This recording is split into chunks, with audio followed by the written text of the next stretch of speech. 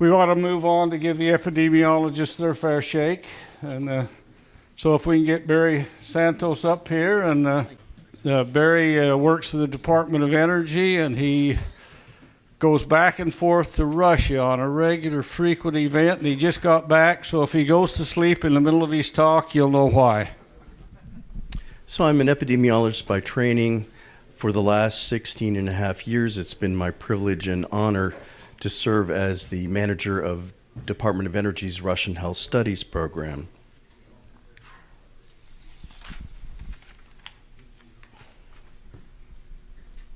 To keep certain time limits, I'm going to take my watch off. I'm trying to be a good boy today. You know, when you're passionate about a program, it's very easy to discuss it, so I want to make sure that I don't go over my allotted time.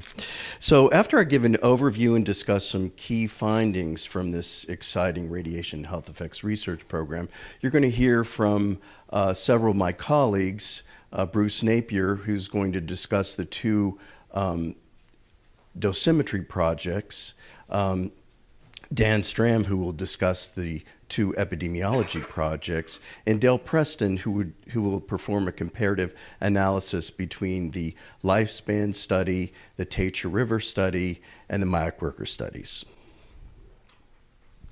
So in terms of my chat, I'm going to talk about purpose and objectives of the Russian Health Studies program, ongoing research, some key observations, our path forward, and further information. I work in the Office of Domestic and International Health Studies, which is part of the Office of Health and Safety, which is responsible for protecting the DOE nuclear workers and residents in communities surrounding those sites across the United States. As part of this broad mandate, our office sponsors and manages extramural research programs, that is to say where we as staff manage researchers in U.S. universities and DOE national laboratories who conduct the actual research and provide the data on the health effects of ionizing radiation. So there's 5 programs where we sponsor this kind of research. The Japan Atomic Bomb Survivor Study in Hiroshima and Nagasaki, the Marshall Islands Medical Surveillance and Environmental Monitoring Program, of course the Russian Health Studies Program, and the now completed Palomar, Spain Medical Surveillance and Environmental Monitoring Program, along with the completed Chernobyl Radiation Health Effects Research Program. So one of the most interesting things with respect to the current standards is what happens at or below. I mean, that's really why we're sponsoring this. So, for example, we know that the Nuclear Regulatory Commission's annual whole body dose limit for workers is 5 rem or 50 millisieverts per year, and for the public it's 50 times less, at 0.1 rem per year. Radiation health effects researchers consider cumulative exposures between 0 to 10 rem to be low doses. But the most crucial issue in radiation health effects research are what happens on human exposures at or below the current standard. Why? Well, because these exposures are more likely to have been encountered by DOE nuclear workers and those in surrounding communities. Other key issues include dose rate, low versus high, time period, acute versus chronic, degree of protection. In other words, are the standards sufficiently protective, overly protective, or insufficiently protective? And the endpoint I'm discussing today is, of course, cancer. Why? Because that's what the public is most concerned about. That's what the workers are most concerned about. What serves as the basis for radiation protection standards? Well, they're mainly on the high-quality data from the Japan Atomic Bomb Survivor Study and on patients who received medical radiotherapy treatments. For example, those in Israel who received gamma radiation to the skull to treat tinea capitis, which is ringworm. So for many years, DOE funded research across the former weapons production sites in the United States, but researchers did not find a consistent pattern of cancer that emerged across the sites, either in the workers or people who lived around in the surrounding communities. This is primarily due to lower exposure levels and therefore lower observed cancer risk. So the magnitude of the radionuclide releases and exposures from the Chernobyl nuclear power plant in April 26, 86 led to an increased interest in the adverse effects of radiation on human health and the environment, not just around nuclear power plants, but also around former nuclear weapons production plants. So what are the roles of epi and dosimetry in assessing radiation health risk? Well, these two fields are basically the key components of radiation health effects research in humans. Epidemiology is the study of the distribution and causes of diseases in groups of people. So, for example, a physician focuses on one individual at a time, but epidemiologists look at groups of people. For example, people at a Superfund site, workers in a chemical plant, and in this case, we're looking at workers in a nuclear weapons production plant and people who lived around the site. Now, from their armamentarium, epidemiologists employ a variety of tools to assess the statistical likelihood of relationships between exposures and diseases. Apologies, I was really sick in Russia 2 weeks ago, and I'm afraid I've transmitted it to my colleagues. So please bear with my raspy voice. So think of epidemiology as a screening tool. And like any screening tool, it has a certain sensitivity and specificity. Simply put, the higher the dose, the more likely one is to detect an effect. In radiation protection, dosimetry is the measurement, calculation, and assessment of the ionizing radiation dose absorbed by the human body, whether from internal exposures or external exposures or both. So assessment of internal exposures relies on a variety of monitoring, bioassay, or biokinetic modeling techniques, whereas assessment of external exposures is based on measurements with a dosimeter or other radiation detection device made by various instruments. So dosimetry involves reconstructing individual doses and uncertainty about those individual doses from external and internal ionizing radiation. And to generate accurate cancer risk estimates, it's really critical to reconstruct as accurately as possible individual worker or environmental doses and determine the uncertainty about those doses. It's just absolutely essential. So people often ask me, well, why are you going to Russia? Why study a Russian set of cohorts? Well, basically, the Department of Energy decided to study the risk from the production of nuclear weapons at MAYAK Production Association, which was the first Soviet nuclear weapons production plant in the former Soviet Union, located in the formerly secret and still closed city of Ozyorsk in the southern Urals region of Russia. So you may say, what's a closed city? Well, before 1991, there were a series of what were known as secret cities. That means they weren't even on the maps until after the collapse of the former Soviet Union. This particular city is closed. That means the average Russian citizen can't get in and out freely. And as Americans, we're under even closer scrutiny. We're limited to 2 visits per year. So MAYAK workers had occupational exposures of 100 to 1,000 times higher than U.S. weapons production and commercial nuclear power plant workers. And then in addition, residents in surrounding communities along the Techa River had chronic exposures to low doses from releases of liquid radioactive waste into the river, as well as airborne releases from the MAC stacks into the air from the plants from 1948 to 1982. An explosion of the liquid radioactive waste cooling tank in 1957, known as the Kishtim accident, and resuspension of radionuclides from a dry lake bed during a tornado in 1967. So you may ask, where am I? It's about 1,200 miles southeast of Moscow, near the Kazakhstan border. It's midway between the cities, and you can see it on the map there where it says Mayak. It's midway between Yekaterinburg and Chelyabinsk. On January 14th, 1994, the U.S. government and the Russian Federation signed a bilateral agreement.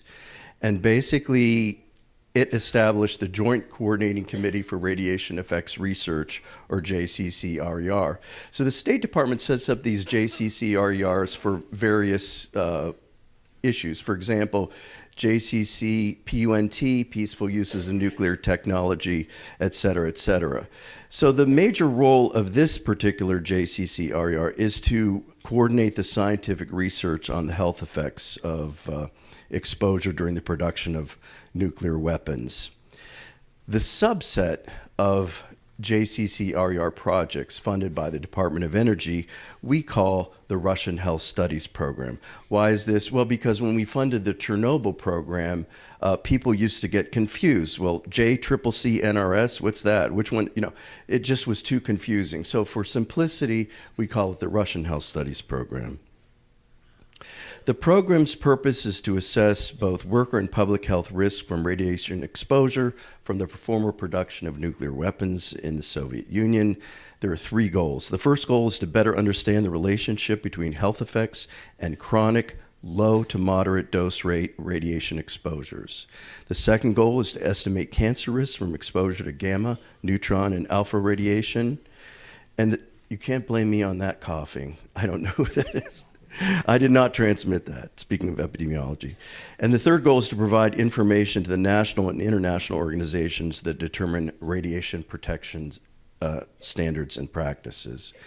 So the JCCRER is structured into federal agencies in each country. On the U.S. side, DOE is the executive agent. In addition, there's the Department of Defense, including the Armed Forces Radiobiology Research Institute, AFRI, the Department of Health and Human Services, including Centers for Disease Control and Prevention, CDC, Environmental Protection Agency, EPA, National Aeronautics and Space Administration, NASA, and the Nuclear Regulatory Commission, NRC. On the Russian side, the Federal Medical Biological Agency, FMBA, is the executive agent, and there are other federal agencies involved as well. And you can see the last one in the right box is the MAC Production Association itself. So basically, the Russian health studies lend themselves very well to conducting epidemiological investigations. Why? Well, because of the data characteristics. The Russians kept very detailed, and still do, health and exposure records. There's relatively stationary worker and exposed populations. There are both external and internal exposures over a wide range of doses, and you have subjects of both sexes. So for many years, and in many cases, working in secret, there's been close examination of the health data and the doses of the workers and the residents for over 50 years. There's been chronic duration of exposures over a wide range of doses, and these results basically, hopefully, will fill in some missing information and provide more relevant info to nuclear workers and people who live around the sites. There's been a phased implementation to the program. So in phase one, there was a lot of coordinating, planning, building infrastructure, things that we take for granted here in the United States, like telephones, computers, internet connections, just didn't exist. So it was really important to provide those so we could start getting some work done. In phase two, feasibility studies of 12 to 18 months in duration were performed, but also a critical component at this stage was data preservation. Why? Because my senior managers went there in 1994 and were just appalled because you have all these paper records. And in case of a flood or fire, they all would have been lost. So this entailed a huge effort of converting all that information into electronic format as well as microfiche, microfilm. Phase three was where the feasibility studies of 12 to 18 months in duration that were determined to be scientifically meritorious. They resulted into multi-year projects. We're currently in phase 4, where researchers are refining the dosimetry, the uncertainty, and cancer risk estimates. The program's success is measured in terms of the number of peer-reviewed publications. As of December 31st of last year, there have been 342.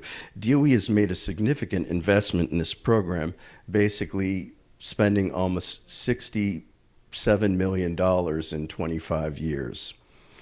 I'd also like to point out that the international agreement requires a standing scientific review group, or SRG, one in each country, and it consists of eminent U.S. and Russian researchers with expertises in all the areas that relate to the research. I won't read them. These groups meet every 6 months to review the semi-annual technical progress reports and any proposals, and they've also been working on 5-year plans. So there are 5 current projects in the program. At one time, there were as many as 12, but as they led to their natural conclusion, we focused kind of on the core epidemiology and dosimetry projects, along with a MIAC worker tissue repository. In terms of the numbering system, I know I read an article in BuzzFeed and talk about junk news. They said that the numbering system was a secret code name. And I thought to myself, are you kidding me? The international, all they had to do was go to the program website. The international agreement requires this numbering system. So anything with a 1 means that it's related to community study. And anything that begins with a number 2 pertains to worker study, because those are the 2 directions in the program. There was a 3rd direction called emergency response and training, but that came to an end several years ago. So I'm not going to read everything on this chart, but I want you to see that for every project, there has to be a U.S. principal investigator and a Russian principal investigator. And the international agreement is what provides the legal framework for those scientists to work together. 6 minutes. So this is going to be tough. So basically, I'm going to talk just very briefly on the current projects.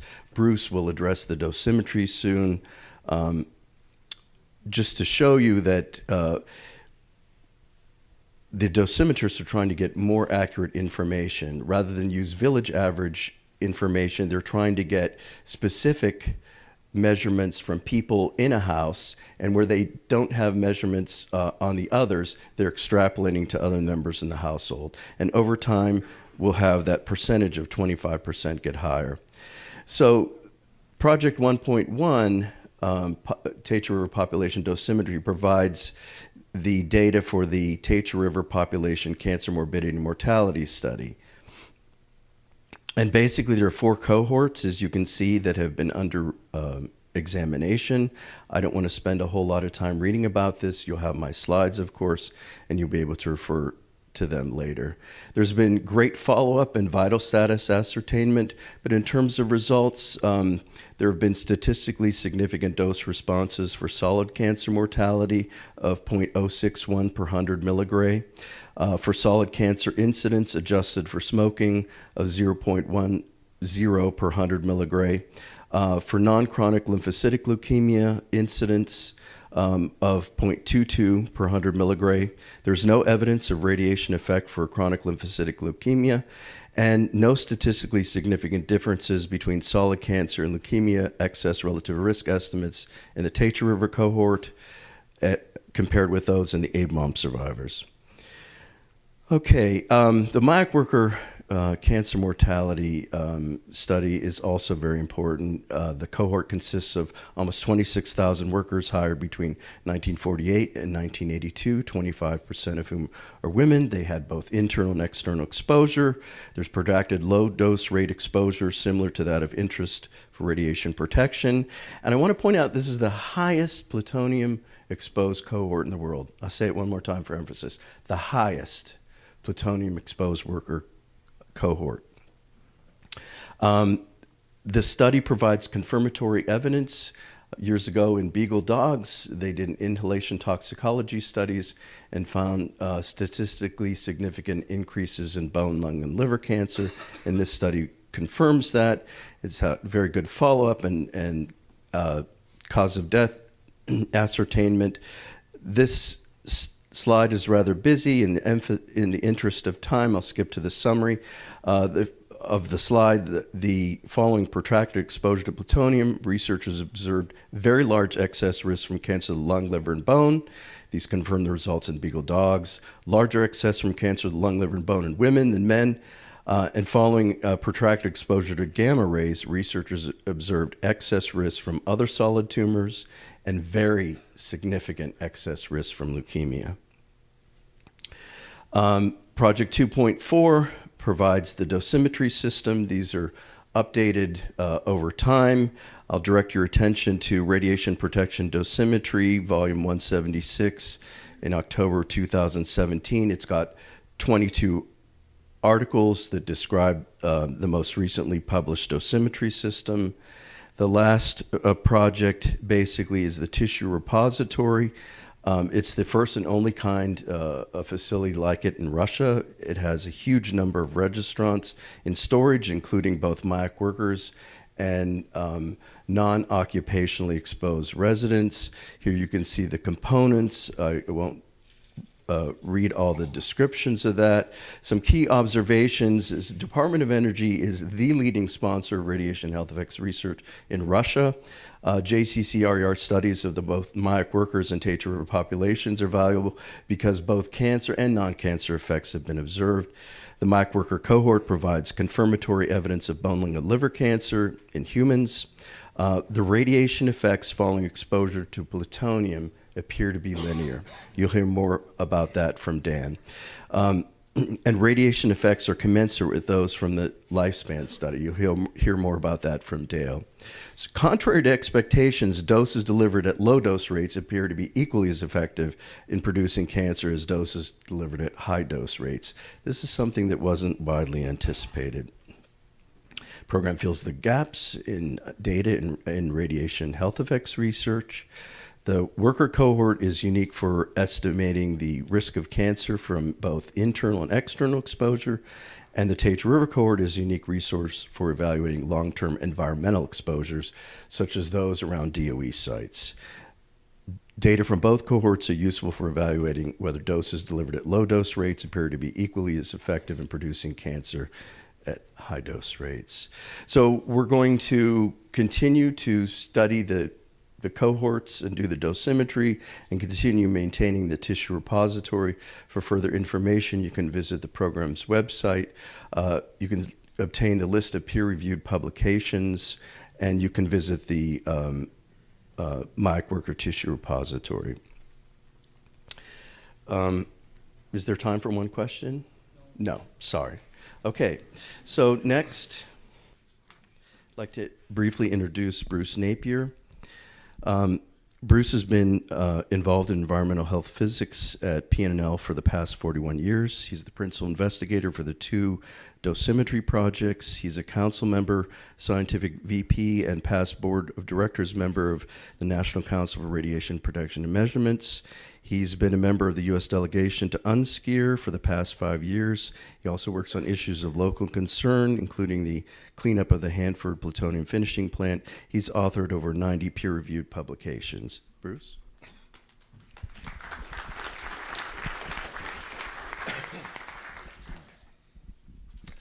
Thank you, Barry.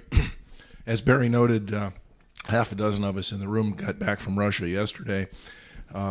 My suitcase is still in Paris, and I think my voice is somewhere over the Atlantic. I'm hoping I make it through the day.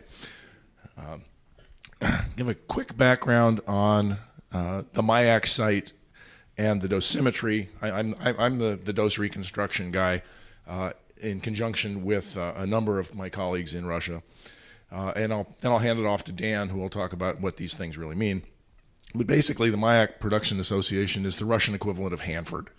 It started operation in 1948, and worker exposures were very high initially because they were making plutonium for Stalin, and he wanted a bomb, and if they didn't get it done in a hurry, they would just shoot them.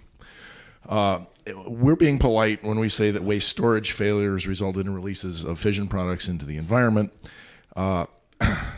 Basically 10 to the 17th becquerels, that's 3 million curies, for those of you who are old like me, went into a river smaller than the Yakima, which is right over here. There was a tank that exploded in 1957, as Barry said. There were 20 million curies in that tank. It went off with somewhere between 2 and 20 tons of TNT, and about 90% of it fell back down, but that leaves 2 million curies to blow down the neighborhood. And there was a much smaller release from Lake Karachai, which is just an open pond, and that open pond today contains more high-level nuclear waste than all of the tanks in Hanford combined. Come on, here we go. As Barry showed you, Mayak is kind of southern Russia. It used to be the center of the Soviet Union. Just to point out that Mayak is at about 60 degrees east, and Richland is at 120 degrees west, and that makes it exactly halfway around the world. Mayak looks a lot like Hanford, except it has trees. It's a full-featured nuclear production facility. They have reactors. They have a radiochemical plant, which is to say they have a canyon building, a couple of them.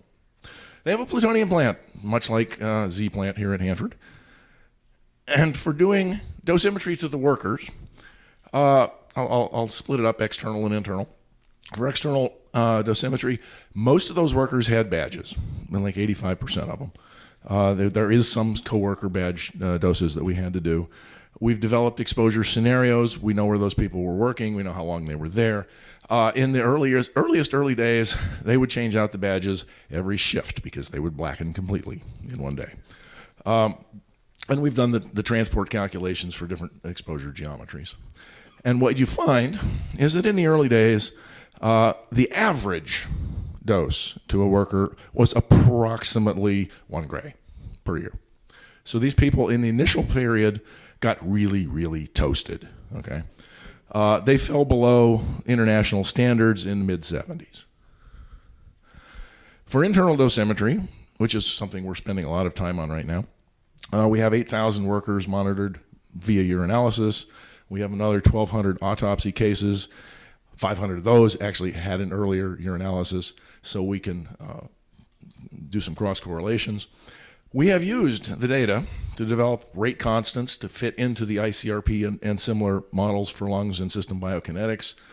We've worked with the Europeans and USTUR, hi there, Sergey, and we've demonstrated that there is, in fact, a bound fraction of plutonium in lungs. So when it's inhaled, it doesn't all leave. Some of it stays forever. Urinalysis started in about the 1970s on a routine basis. And in the early days, they had very insensitive detection equipment, so they shot everybody up with DTPA. So we have to account for that in our urinalysis measurements. It's roughly a factor of 62. Okay. We're working on including americium. In the early days, this was pretty clean weapons, plutonium. In the later years, this facility is still operating. They reprocess submarine fuel and VVER fuel from Eastern European countries. They actually have an operating vitrification facility, which is something we can't do here. We use two-dimensional Monte Carlo Bayesian model for reconstruction of the internal doses, something we call Pandora. And here's just an example of what we see. We see the median bone surface dose of 100 milligray. The mean is 700 milligray, so it's highly skewed. And the maximum is 46 gray.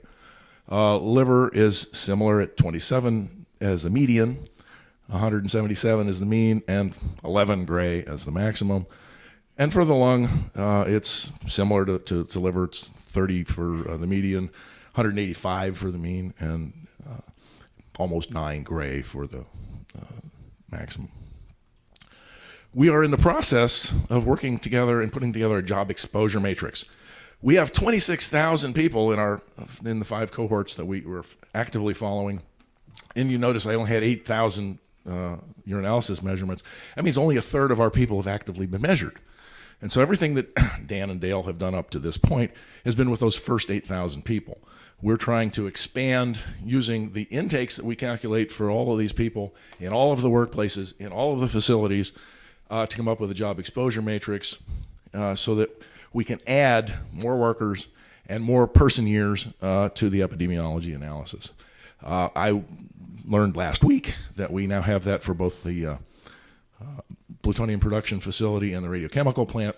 In the next 6 months, we should finish the reactor plant and some of the auxiliary plants. Here's some histograms of just the doses. I realize you can't read the numbers because I hardly can either. But on the lung dose, the peak there is around 30, I think I said, milligray. For the liver, the peak is around, what's it say there? About 30 again. And the high doses are really big.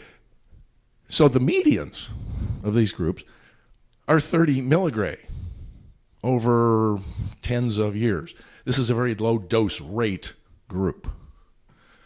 Let's switch to the people who lived around the facility. They were in a hurry. They released a lot of material into the environment initially. There's this little river that comes out. It's called the Techa River. It flows 250 kilometers down to the Iset, which flows down to the Tobol, which flows into the Ob, which flows into the Arctic Ocean. As I said, there was 115 petabecquerels, which is 3 million curies, more or less, released into this river, almost all of it in late 1951. The reason that happened is that they had high-level waste tanks that they were pumping stuff in and out of, and they were cooling them because they were high-level waste tanks. And the cooling consisted of putting the tank in a big vault and filling the vault with water. And if you have a tank that's not quite full and you surround it with water, it'll float and it'll snap off all the pipes. And they didn't have any monitors on the outside where they were releasing the hot water. And so they just dumped this hot water into the river, and it made a big mess. The village of Mazlimovo, which is 78 kilometers from the site, is the first one that was not evacuated in 1956. So there's 42 villages along this river, and almost half of them were evacuated at one point or another. The village of Mazlimovo was actually evacuated in 1999. As we said, that there was a tank explosion in 57. The big orange plume that just happens to miss Yekaterinburg and Kamensk-Uralsky and Chelyabinsk. They were really lucky because the wind was blowing strong in a particular direction and it didn't spread out. There were, I can't remember how many villages were evacuated after this particular event, but some of them held people who had actually lived on the river and had been moved up to get out of the way, and they got hit twice. That makes my job a little harder. So, and that plume, that big orange thing there, is called East Urals radioactive trace. Vostochny Uralsky radioactivny sled. It doesn't translate well. It's the EURT. So for the Techa and the EURT, we have people drinking the water, eating foods contaminated by the water and by fallout from the air. We have external exposure from contaminated floodplain soils. Right after that big release event, the river froze and then it broke up in the spring. There were ice dams and it spread out all over the neighborhood. And the contamination is still there. So we have this thing we call the Techa River dosimetry system to support the epidemiologists for individual dose estimates. And we do this using measurements of radionuclides in humans. We don't do a whole lot of the typical pathway analysis. It's kind of unique. We have more data than almost anybody on radioactive material in people. We have 6 sources of radiation exposure. We have, that's not going to work. External and internal exposure on the Techa River, that's the first line. We have external and internal exposure on the EURT, that's the second line.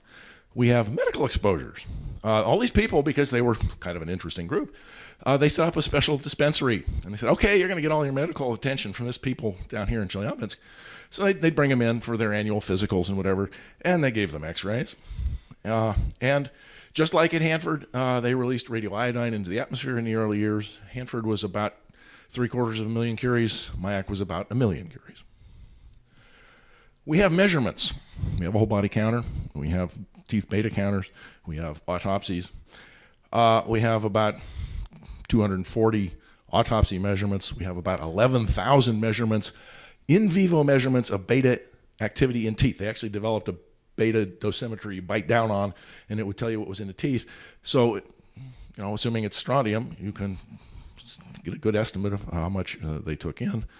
And we have this whole body counter. One of the projects that Barry talked about early in the game was to replace the whole body counter with a new one. And so we've got about 14,000 whole body counts.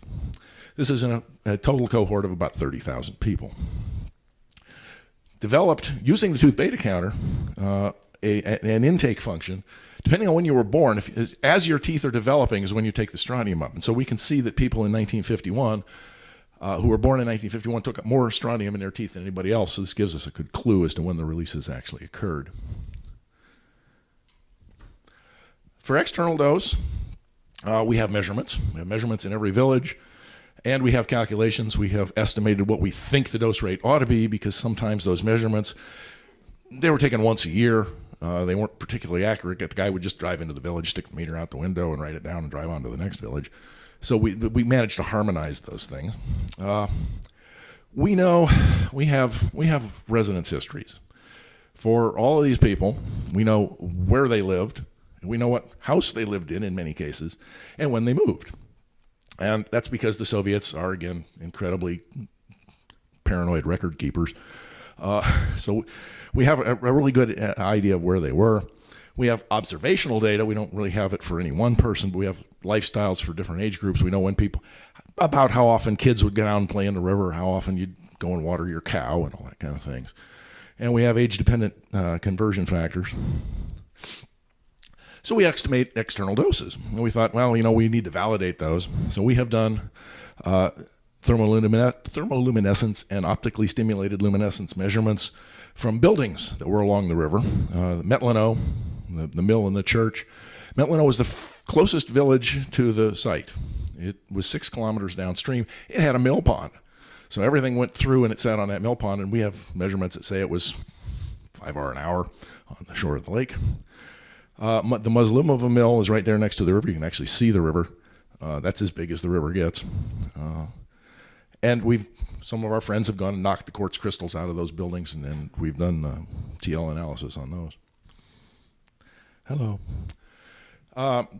And we also, besides doing that kind of analysis for the environment, we also do it in real people. We use electron paramagnetic resonance and fluorescent in situ hybridization. And they're not particularly sensitive, but these people got, some of them, enough dose that it was okay. We can actually do a comparison of the fish against the EPR, against the calculations, and all of them come out about the same. As I said, there was a release of about 1 million curies of iodine. A separate project, Project 1.4, estimated the source term and got us quite a bit of information about lifestyle. And then the MIAC people stopped working with us. We have not actually worked with MIAC, Production Association itself, since 2010.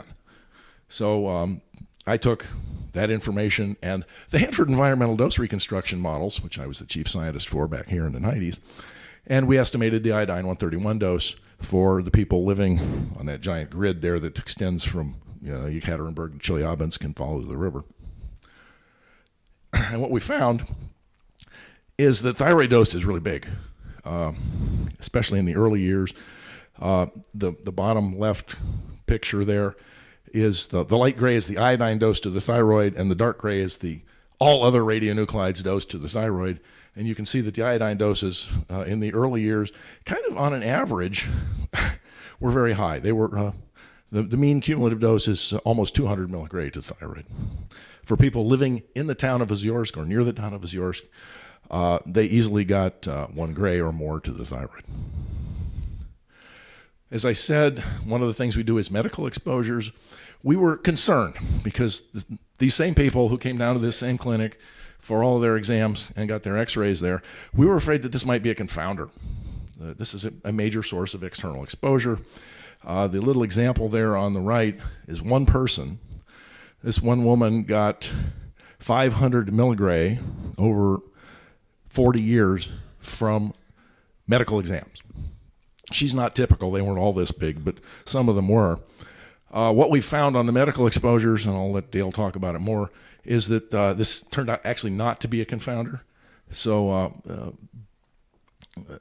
what we actually found was that disease causes radiation. Sick people were getting more radiation, more measurements than healthy people. So we don't spend so much time on it. We are interested in uncertainties. That's one of the big things, and what I've spent the last several years doing. We look at shared uncertainties and unshared uncertainties. So something like the source term into the river. Well, if that doubles, then everybody's doses downstream ought to be about twice as high. So that's a shared uncertainty. An unshared uncertainty is how often did you as an individual go down and throw rocks in the river? So we have both, and we try and account for those. And we also look at what we're called Berkson errors versus classical errors. Classical error is a measurement error. You measure it several times and you get a distribution about what the true answer is. A Berkson error is where you have an estimate of an average and you assign that to everybody, and you know they vary around it. So these two things are different, and it's important that they're different, because if you've got mostly Berkson errors, the uncertainty in your overall dose average doesn't skew the dose response. If you've got classical errors, you can skew the dose response. And what we found is that, fortunately, most of our errors are in fact Berkson. And so one of the things that's really been good in the last 5 years that we've been able to tell our biostatistician friends is that go ahead and estimate those risk estimates, because we don't think we're skewing things. And we do both deterministic dose calculations and Monte Carlo dose calculations. And as you can see, the one on the left there, the bottom line is external dose. The black line is internal dose. These are two colon. And the red line is the total dose, is two added together. So when you do a deterministic calculation, you get 1. This is the cumulative distribution function for all 30,000 people on the river. What we do is we actually do that numerous times, and you can kind of see on the right is 5 realizations. I do 1,500 realizations. It's 5 that we just selected. And you can see that in one realization, everybody's got 1 dose. In the next realization, everybody's got a different dose. And what's important is that the things that are holding these together is the shared uncertainties. So we're still ongoing with our models and our methods. We have updated calculations that actually some of them made it to Dale and Dan last week. We think that what we're doing is important and we have some impact. The methods have been addressed by NCRP in a report on the dosimetry for the Million Man study. We've gotten a lot of help from the people in the European Union over the years. And our results are actually incorporated in a recent report on low dose rate effects that was published by Unskier last year. And just to summarize, these are some of the best cohorts since the lifespan study. We have protracted internal and external exposures. Both the TETCHA and the MIAX are low dose rate. Come on, go back there. The TETCHA is kind of largely a low dose group, although most of the information that the epidemiologists actually pull out comes from the high doses. There are uncertainties, we have to admit them, but they are not insurmountable. And what I just wanted to say, that's kind of for now, and then we're going to have a panel discussion up here later. For later, I want to say the effects per unit dose appear to be the same for both internal and external. This is important because it validates the ICRP paradigm of adding doses together. If, in fact, you get the same effect from an internal dose and an external dose. It also impacts discussions on DDREF. I still think the LNT is a good operational tool. There are very few cases of illness related to radiation in these cohorts.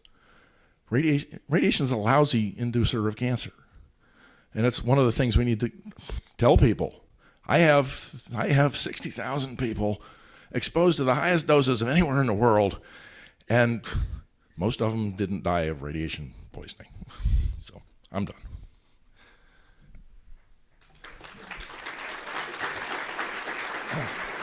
And I made it all the way through without breaking down and coughing. I'm pleased. Thank you, Bruce. We have time for a few brief questions. Who keeps track of the alcohol and tobacco consumption? They're friends. The clinicians do, and we take that into account because they're confounders for lung cancer, liver cancer. So yes, in both the Tatcha River and MAC worker studies, these are taken into account. Originally, we were concerned that the dog studies underestimated the risks. They just didn't fit together. As soon as you took alcohol consumption and cigarette smoking into account, they converged together. And one of the things we found, Validated our dog model. the Russian men especially historically, were chain smokers terribly, and Russian women by and large didn't. And so you got this interesting dichotomy there too. There's some people in the back. A quick question.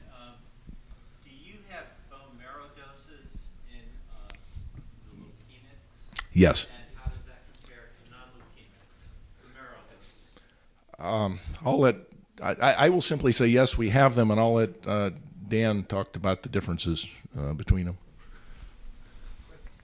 I'm Robert Perry. It's working. It works? Yep. Okay. I'm Robert Perry. A number of years ago, I read a book, Nuclear Disaster in the Urals. And as I recall it from that book, it said that the Mayak people, or downstream, were actually healthier than the regular cohorts in other parts of the country. Am I remembering incorrectly? Yes, you're recalling incorrectly. Okay. I mean, the book may have said that, but it's not true.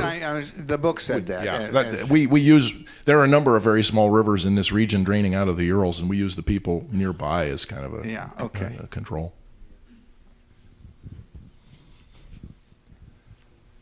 It was a super talk, thank you.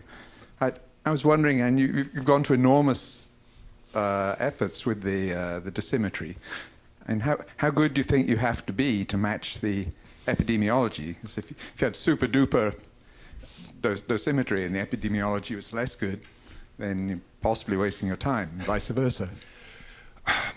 To some extent, we're approaching that. I have been going to Chelyabinsk for 25 years, at least twice a year, and I've actually lived in Russia for over 2 years, 2 weeks at a time. One of the things that we're trying to do, especially with these uncertainties and the Berkson and classical and the shared and the unshared, I'm feeding information to Dan and Dale, who have a relatively new method of actually accounting for it, and I'll let them tell you how well that works. But I think we're nearing the end of what we can do as dosimetrists. I got less than 2 minutes left, but we'll do one more. Well, I think this will be a pretty simple question. The question, apparently, the people in MIAC stopped cooperating with us in 2010. That intrigued me. What happened? So I'll get in trouble. So basically, the senior MIAC management changed, and the senior management refused to allow their staff in the radiation safety department to continue to work with us on worker external dosimetry. But I've continued to leave the door open, and should they change their mind, they're always welcome to participate. Well, you say senior management changed. Was this a political changeover? Was this a... I can't address that, ma'am. All I know is that, they changed the general director, and, they just refused to allow the staff to work with us. Thank you. But there's one other issue. We still work very closely with the Southern Urals Biophysics Institute, which is closely affiliated with MIAC, and they do the epidemiology that's independent of MIAC. And we still work very closely with them, and there's no problems there. Good point. Okay. Thank you. You're welcome. Okay. So next, we're going to move to Dan Stram. Dan is a principal investigator on the 2 epidemiology projects. He's a professor in the Department of Preventive Medicine at the University of Southern California, Keck School of Medicine. He holds a bachelor's in mathematics, a doctorate in statistics, and did a postdoc at Harvard in biostatistics. Basically, he's served on many committees and received many honors. Just briefly, he's a member of ICRP Committee C1. He's an elected fellow of the American Statistical Association. He's a member of NCRP, and he's an elected fellow of the American Association for the Advancement of Science. Dan?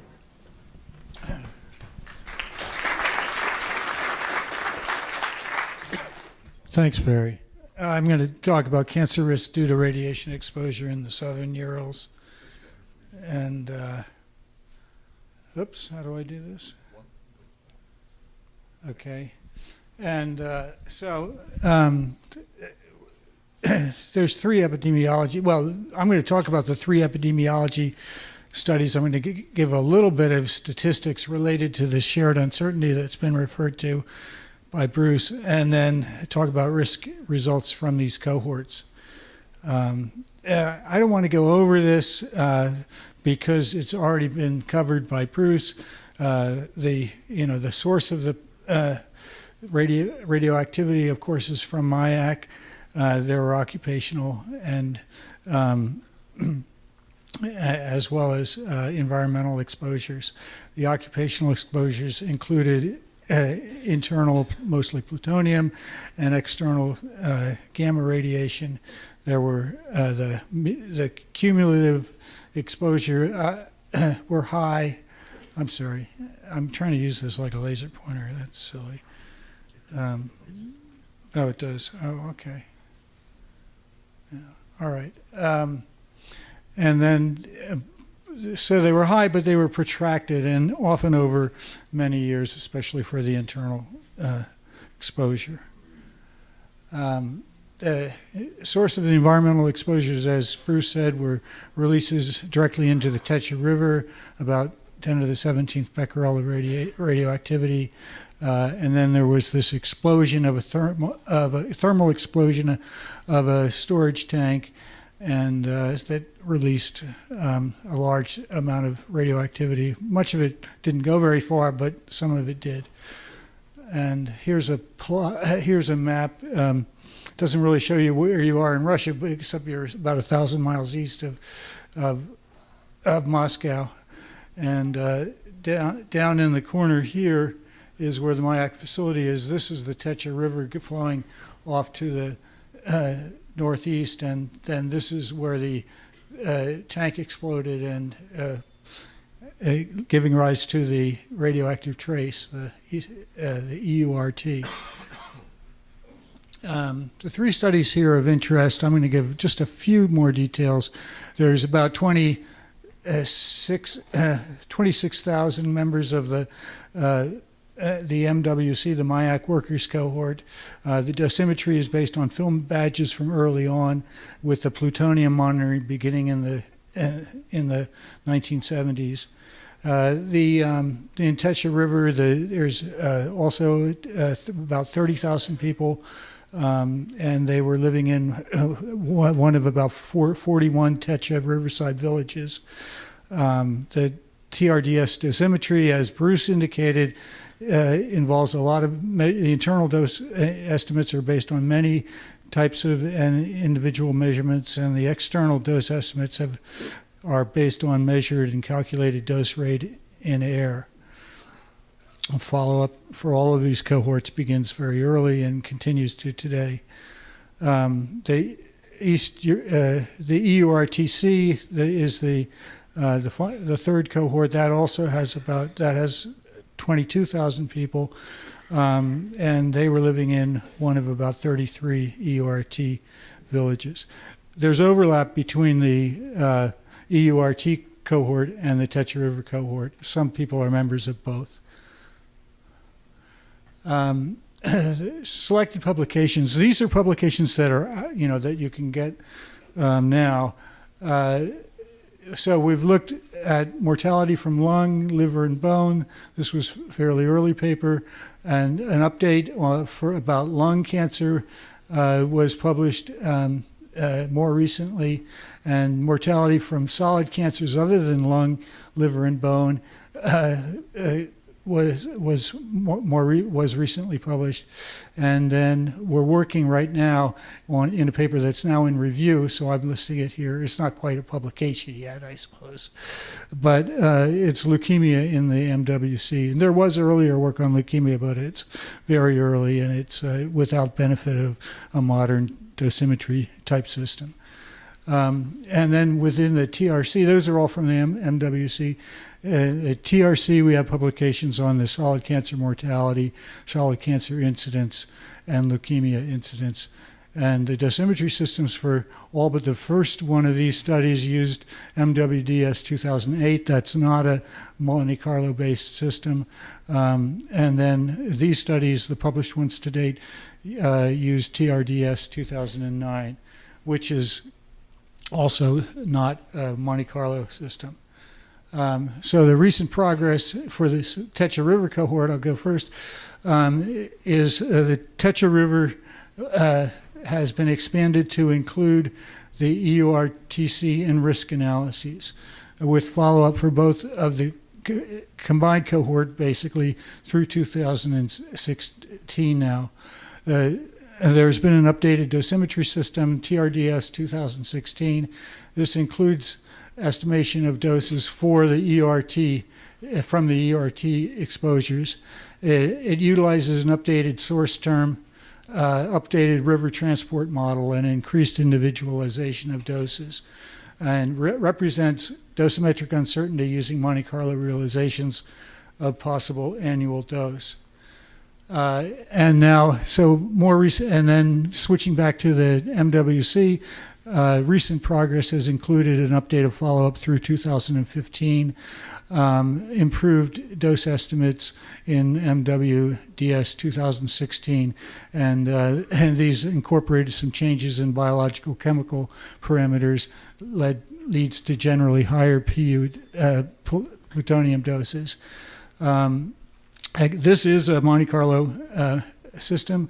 It provides realizations representing uncertainty for both plutonium and occupational gamma exposure. This is a depiction of the mean MWDS 2016 doses. This is total cumulative internal lung dose versus what was used in the previous publications and for plutonium. And so you can see that in this range here, the new doses are generally higher than the old doses. This is the y is equal to x line. But it sort of shifts a little bit as we get to the very highest doses. Progress in statistical modeling. As I said, I'd mention a little about statistics, so here it goes. Nothing, as they say. We're interested in incorporating dosimetric uncertainty into epidemiological calculations. And in particular, the more direct question is, what do we do with the multiple realizations that we've received? Here's a depiction of the multiple realizations.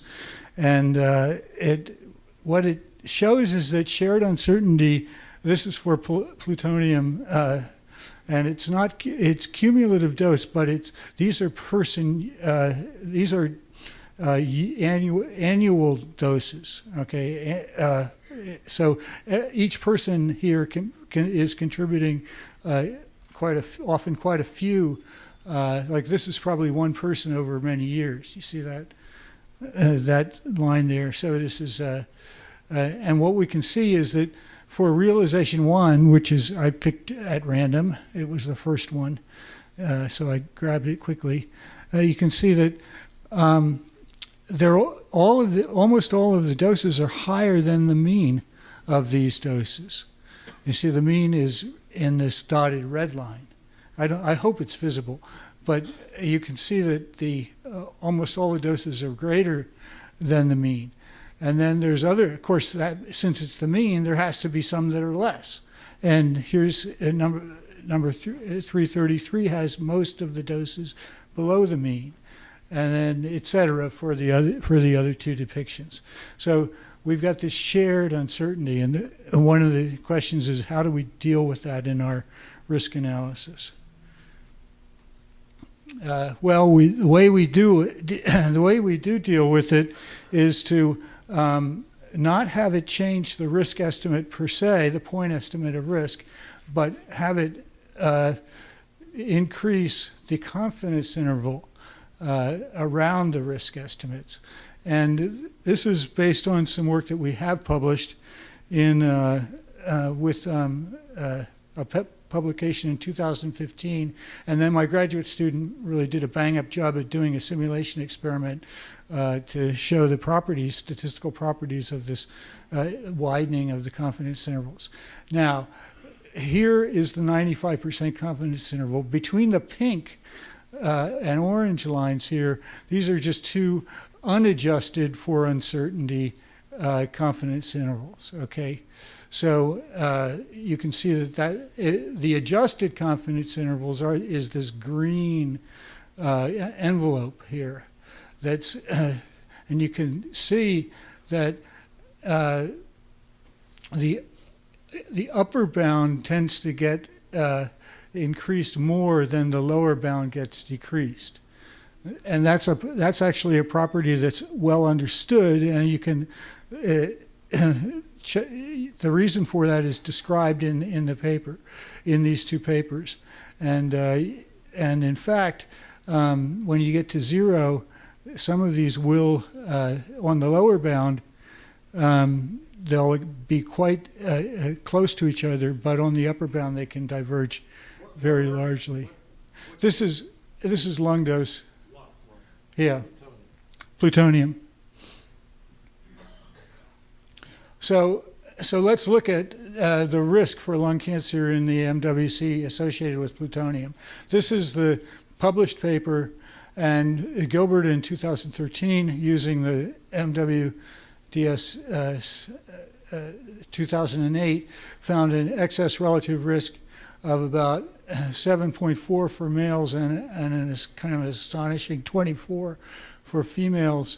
The Wald confidence intervals are listed here. And then in our most recent work, that was performed actually while we were together in Russia very recently, has a lower excess relative risk for both males and females, still though an excess relative risk that's higher in females than in males. And now I'm showing you the standard Wald confidence interval. This is what comes out, this is plus or minus 2 standard errors basically. And then this is the adjusted confidence interval. You see that the adjustment is having a bigger effect on the upper confidence interval than on the lower confidence interval. Remains statistically significant, but it's saying that the estimate could be quite a bit higher than what you get when you just run the program and ignore the fact that you've got shared uncertainty in the analysis. Okay. This is a plot of the dose response over the more or less the full dose range. It looks pretty linear. This is excess. On the right is excess relative risk, and on the y-axis is excess relative risk, and on the x-axis is dose. This is blown up for the region from 0 to 0.5 gray. It's the same points as on the other line, but you can just focus now on the lower dose range. Still, here, you can sort of, I would say that this is, data is consistent with linearity. It's certainly consistent with some other things too. As you get down to the really low dose, you don't really have very much the noise level is greater than the signal level. Yeah, this is lung cancer, right? Lung cancer dose response. And looking at external dose, things are a little bit different. There's almost no change in the risk estimate from the previous paper, and there's almost no change in the due to uncertainty. Why is that? Because we don't think there's a lot of shared uncertainty in the badge doses, basically. Okay, so here's a depiction of the external lung dose response over a fairly wide range, and it's fairly consistent, I think, with a linear no threshold. Looking at this down at the lower range here, this is 0 to 1 gray.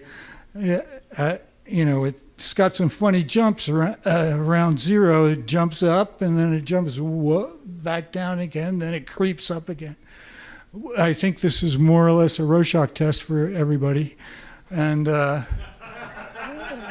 so, whether you see it as generally consistent with linearity, as I do, we can talk about later. Okay. Now this is all solid tumors in the Techa River cohort. And what we can see is that now I'm showing you two studies. One is mortality and the other is incidence. They're both published around the same time. They have very similar risk estimates, and I haven't made any. This is still using the TRDS 2009, so not the Monte Carlo uncertainty-based analysis. But here I've given the updated analysis for all solid tumors in the TRC and the EURTC separately and combined. And so separately, you can see that the TRC has a sort of similar risk estimate to what was shown on the previous slide. And it is statistically significant based on this, on this walled confidence interval. And for the EURT cohort, you get a similar risk estimate. It's not by itself statistically significant because we're crossing zero here for the lower confidence bound. But in the combined cohort, we do have a statistically significant risk estimate, and we've applied our adjustment to the confidence interval, and it does, again, as I said before, affect the upper confidence interval a little bit more than the lower confidence interval. Now for non-CLL, I'm going to do this one pretty quickly so I have time to talk about what we see in the MIAC workers, but we've found a pretty simple model fits, and that's a linear model. It's pretty much the same between, the risk estimates are pretty much the same between the between the published work and the work that we're doing now. The walled-based confidence interval, however, really does shift things over here by a large amount. So and that reflects, I guess, some real shared uncertainty about what's driving the bone marrow dose. Okay. In the MIAC workers, the non-CLL leukemia mortality has a pretty complicated model. The gamma dose response appears to be pretty much quadratic in red bone marrow exposure. Sorry, I shouldn't say gamma dose response. This is an error that I didn't fix. The red bone marrow dose response appears to be quadratic. Okay. And the attained age rapidly reduces excess relative risk of exposure. So it's not a sort of a proportional model. It's the attained age rapidly drops the excess. The excess relative risk for doses received in 2 to 4 years in the past has 3 times the effect of that of doses received 5+ years ahead. So in other words, we have a time since exposure effect in there. So what does that all mean? Well, for example, if we have a 60-year-old that was last exposed before age 55, the ERR for 1 gray total dose is 0.25, which I think we can say that's pretty low estimate compared to the 2.2 at 1 gray that we estimated for the TRC. For 100 milligray exposure, this becomes 100. This is the dose is 1/10 of this dose. So because it's a quadratic model, it's 1/100th of that dose there. At age 70, these ERRs are reduced again by approximately 1/3. So that's comparing someone that's at attained age 60 versus 10 years later at attained age 70. The significance of this description is driven by the higher exposures, and uncertainty calculations are in progress. And now I'm to my last slide, which is a conclusion slide. I mean, these studies do provide compelling evidence for radiation effects for lung, solid cancers, and leukemia due to protracted exposures to both internal and external radiation. we can't really do too much more in the way of site-specific analyses other than these pretty large, fairly large groups of solid cancers, leukemia and lung. Both studies provide information, but they kind of say different things. The TETCHA doses are lower, but the risk estimates are considerably higher per unit gray. The TETCHA doses are providing information about low doses delivered at very low dose rates and may be relevant to accident or terrorist scenarios, as well as relevant to the populations outside of U.S. DOE plants. Uncertainty results reflect a simple. I think we can say that the uncertainty results reflect the fact that internal exposures, which i.e. to alpha from plutonium or to beta from strontium, are inherently harder to estimate than external dose. So I'd like to acknowledge the funding by DOE, the program management by Barry, and then key co-investigators at the Southern Urals Biophysics Institute and the Urals Research Center for Radiation Medicine and PNL, and then at HeroSoft Corporation.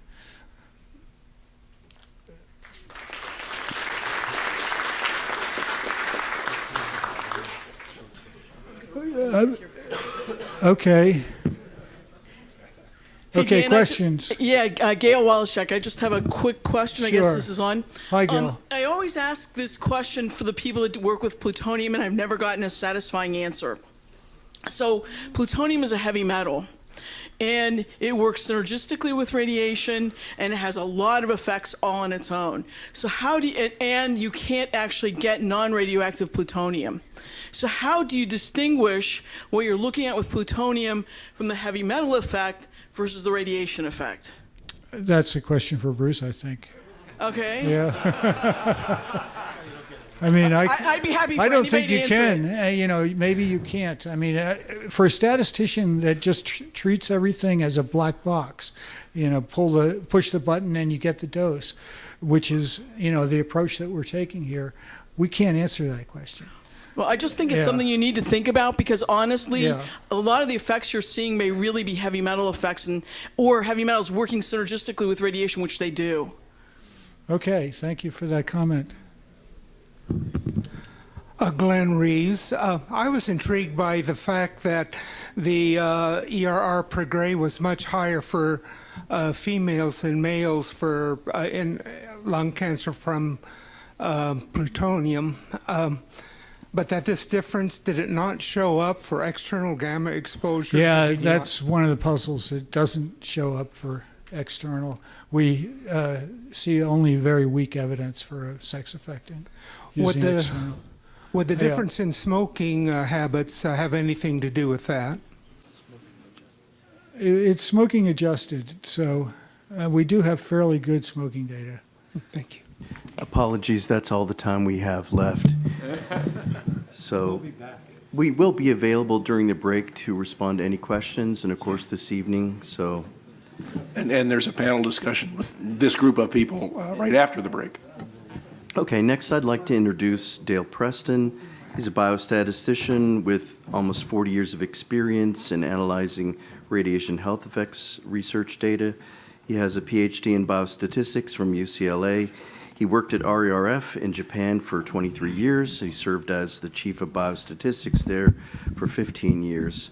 Since 1989, he's worked on numerous studies with the National Cancer Institute Epidemiology Branch. Since 1992, he's been actively involved in the studies of MIAC plutonium workers, and he's been a member of ICRP Committee 1 and served as a consultant to both UNSCEAR and on the Beer reports. He's a fellow of the American Statistical Association, the American Association for Advancement of Science. Last year, he won the Phaler Award for Lifetime Achievement in Radiation Research. He's played a central role in the development of the models and methods used for quantitative description of radiation dose response and effect modification, and for characterization of interactions between radiation and other factors. He's published over 200 peer-reviewed papers in both epidemiological and biostatistical journals. Dale? And this is a target.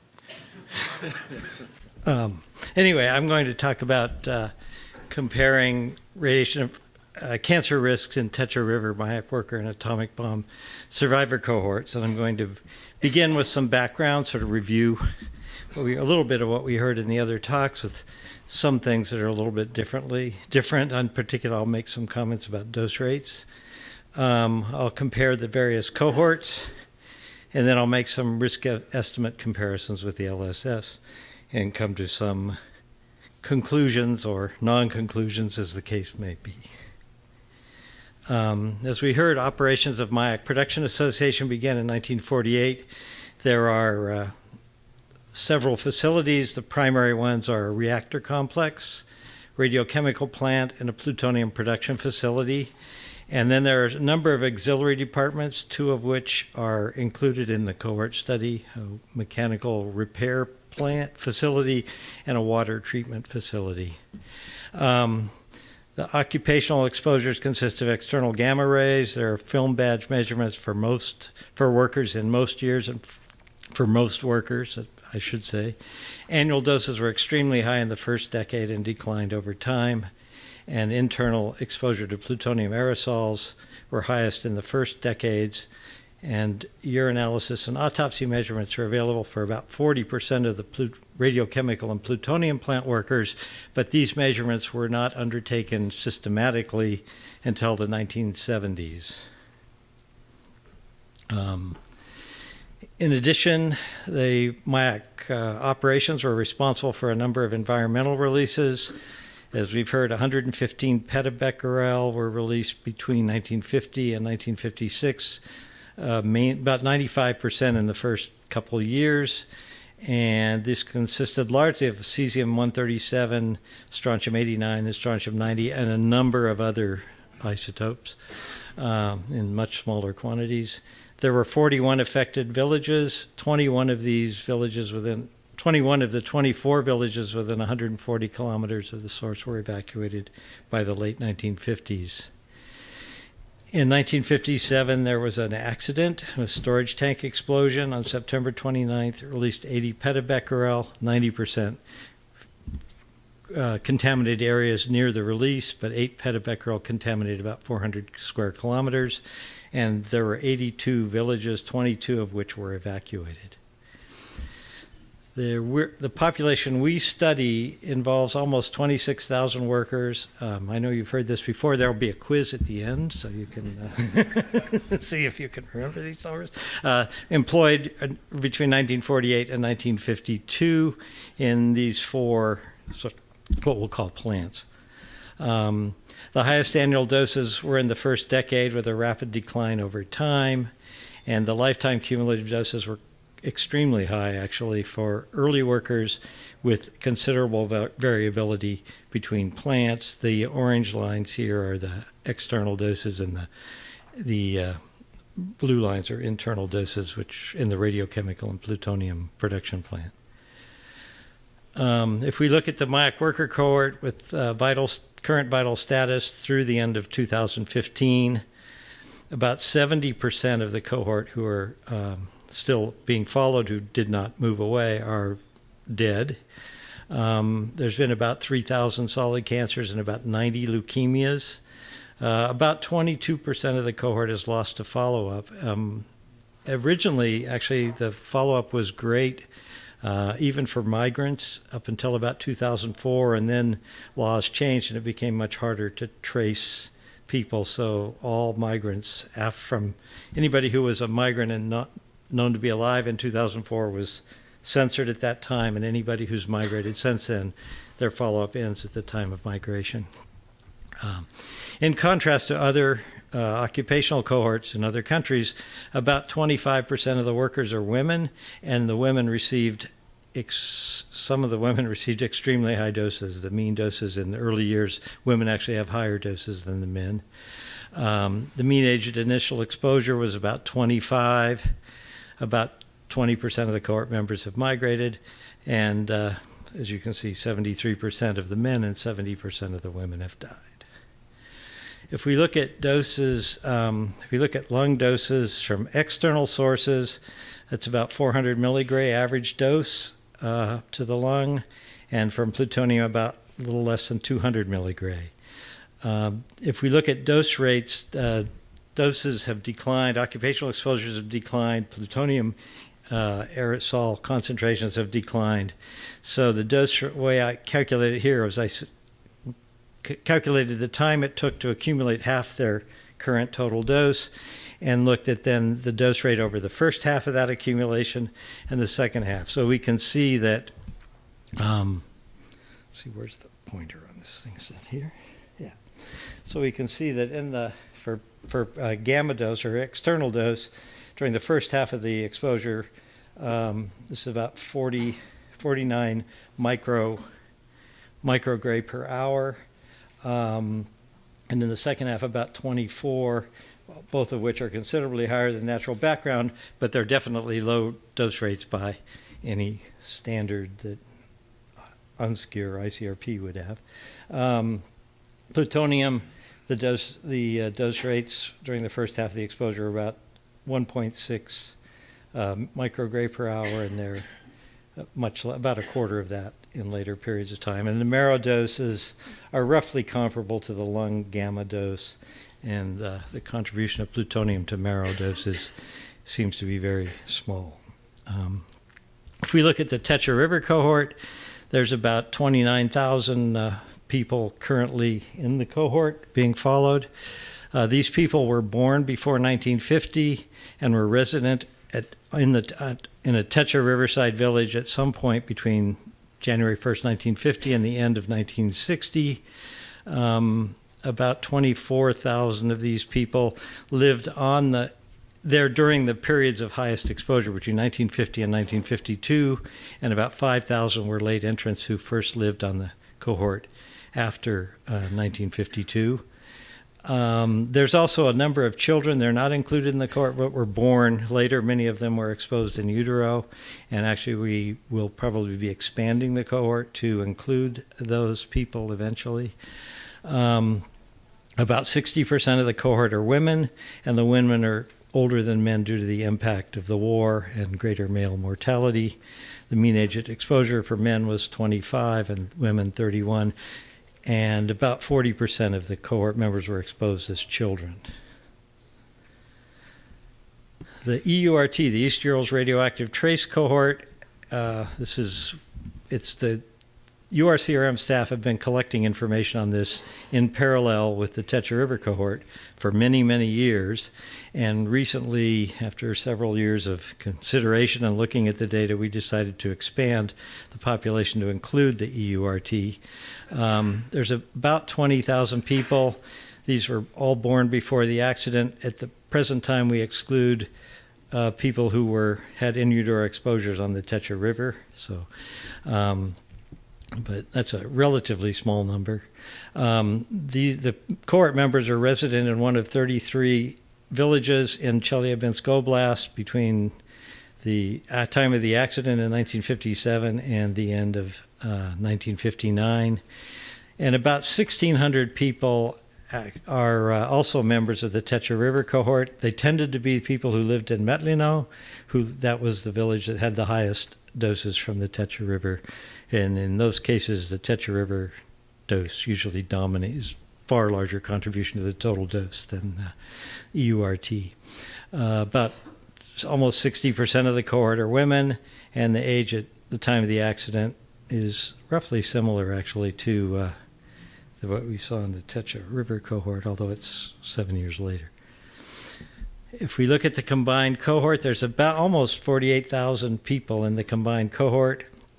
6,400 are still alive, about 82% have died. There are almost 4,000 solid cancers and about 86 leukemias. About 28% of the cohort is lost to follow-up. And, I should say the leukemia, this is leukemia excluding chronic lymphocytic leukemia. If we look at doses and dose rates, the total dose to the stomach in the Tetra River cohort is about 55 milligray on average. The dose distributions are highly skewed. The median's skewed. The median is somewhat less than that. Dose rates are actually quite low. It's about 1.7. During the first half of the dose accumulation on the Tetra River, it's about a little less than 2 microgray per hour. And during the second half, it's roughly comparable to natural background, somewhat larger than that, but not much.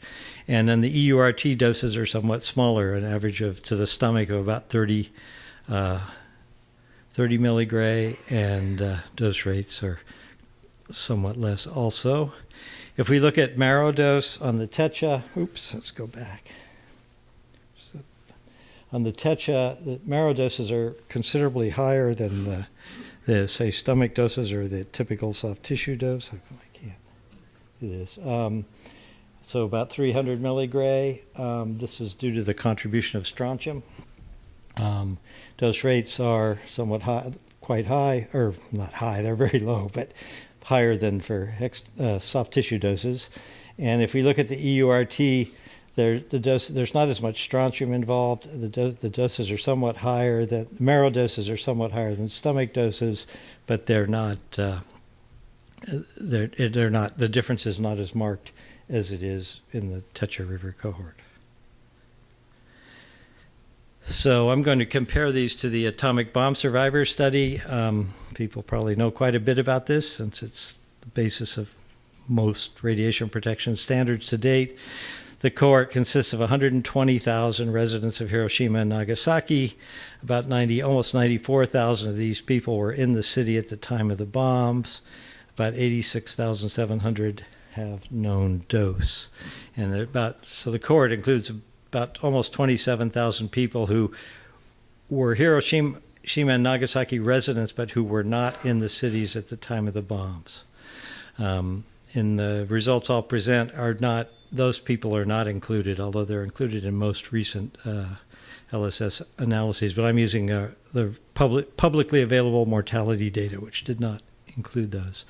About 60% of the cohort members are women. It's very much like the Tetra River cohort for the same reasons, actually, military. There's a marked deficit of men between the ages of 18 and 40, and the mean ages at exposure were at 24 for men and 27 for women. If we look at the LSS, if we look at the full cohort, there's about, of the 86,000, that's the full 86,700 that we're using here, about 60% have died, and there's virtually no loss to follow-up, about 0.1%, 129 people out of the 86,000 have been lost to follow-up, mainly due to migration from Japan. And there's about 8,000 solid cancer deaths in the full cohort, and about 300 leukemias. If we look at the working age population for comparison to MIAC, so people between the ages of 20 and 39, about 2/3 of those people have died, and again, there's almost nobody's lost to follow-up, about 3,000 deaths. Get this, where do you go? We're going to be done. Okay, so if we want to compare the LSS, MIAC, and Tetra River risk estimates, we need to try to make it, I want to try to make it as comparable as possible and to give some simple summary, but try to make them roughly comparable. So the LSS risk models were parameterized to reflect sex ratios in the Tetra or MIAC cohorts, depending on which comparison I'm making. They were also adjusted to reflect the typical ages at exposure and ages at cancer deaths in the Tetra and MIAC cohorts. In Tetra, age at exposure was about 25, typically. Solid cancer deaths were typically at age 65 and leukemia at about age 50. MIAC, actually similar mean age at exposure, but an age-restricted population. The cancer deaths were also at about age 65, and leukemia deaths were a little later at age 55, typically. And I'm reporting excess relative risk, but I describe them here is the percentage increase in the death rate at 100 milligray. Basically, an excess relative risk times 100 is a percentage increase in the rate. So that's what I'm giving. And I've given this talk recently to another group, and I figured excess relative risk is a bit too much jargon, so people might understand percents. And we use 100 milligray because these are doses that are of some interest in radiation protection, and also because in the case of nonlinear models like leukemia, we have for leukemia, it avoids misleading comparisons, because if you compare it 1 gray, it for something, let's say to the Tetra River, where the doses are much, much lower, the comparison would be fairly meaningless. So I'm not really going to talk about everything here, but I will talk about. So in MIAC, begin with MIAC, and we'll look at solid cancers except lung, liver, and bone, and I separated out lung cancer just because of the plutonium exposures. So we're looking at external doses, largely gamma. There's about 1,800 deaths from all other solid cancers except these three. The percentage increase, it's about a 1.6% or almost 2% increase at 100 milligray. And we estimate that the number of radiation-associated deaths, and I don't use the word cause, is about 128. If we look at the LSS, we see out of the 2,800 deaths, about 5% are associated with, seem to be a 5% increase in the rates. And if we look at lung cancer, we see about 2.4% increase at 100 milligray, and LSS somewhat higher than that, almost twice as high. And if, just for comparison, the percentage increase at 100 milligray for the lung cancer, plutonium alpha-associated deaths, the plutonium effect, it's about 28% in men and about 70% in women. And we estimate that there are about 190 plutonium exposure-related deaths in the cohort, and compared to about 120 for the external doses. And again, and then leukemia. Leukemia without CLL, actually, I think this should be even, there's a 0 missing here, it should be 0.025. And this is much smaller than what's seen in the LSS, even despite the LSS being also based on a quadratic model. And of course, at this low dose, there is a significant leukemia effect in MIAC workers, but when we talk about the risk at these low doses and look, it's not significant. So turning to TETRA, we have, this is the combined TETRA and EURT, and as Dan showed earlier, the risk estimates per unit dose are very similar in the two cohorts. So we are working here with the combined cohort, and we will be publishing some papers on more detailed comparisons of the risks in the two populations, but they're very similar to what you get with the TETRA alone. So we decided to present this here. The risk estimate for solid cancers in the Tetra River cohort is a little less than 6% at 100 milligray. The dose response, as Dan showed, looks quite linear. Certainly you can't say exactly what it is at very, very low doses, but in general there's no evidence of departure from linearity. And these estimates are very similar to what we see in the LSS in this sort of adjusted population. We get about almost the same risk estimates. And leukemia, again, we see in the TETRA and ERT an increase of about 20% at 100 milligray, and the LSS slightly less than that. So what can we say about, in conclusion? Well, first of all, I'd say MIAC leukemia risks and external dose cancer risks appear to be somewhat lower than the corresponding LSS-based estimates, whereas in the TETRA and EURT together, both the leukemia and solid cancer risk estimates appear to be quite similar to those in the LSS. think it's hard to say what the reasons for this difference are. I mean, there's some, I mean, it is, MIAC workers are a working population. There could be some selection effects, healthy worker type selection effects, but I don't think that would explain things completely. I mean, there definitely are some inconsistencies here. The cohorts do differ with respect to the nature of the exposures and the demographics, so care must be taken to make appropriate comparisons.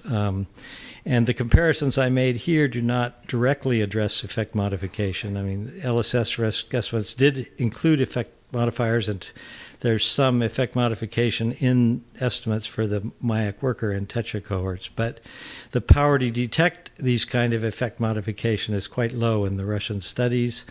And as was mentioned earlier, the power to look at site-specific risks is quite limited in these populations.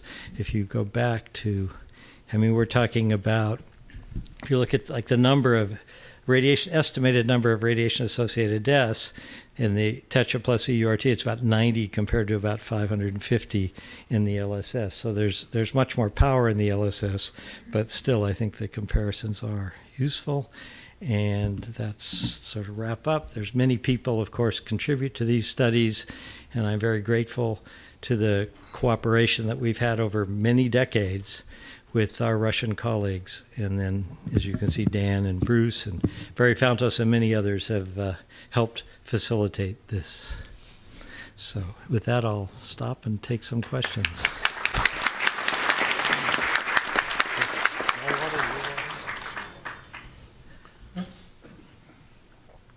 May I start?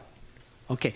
Dr. Preston, thank you very much for the presentation. I'm a fan of yours because the EpiQ software you have developed for us, I like it very much.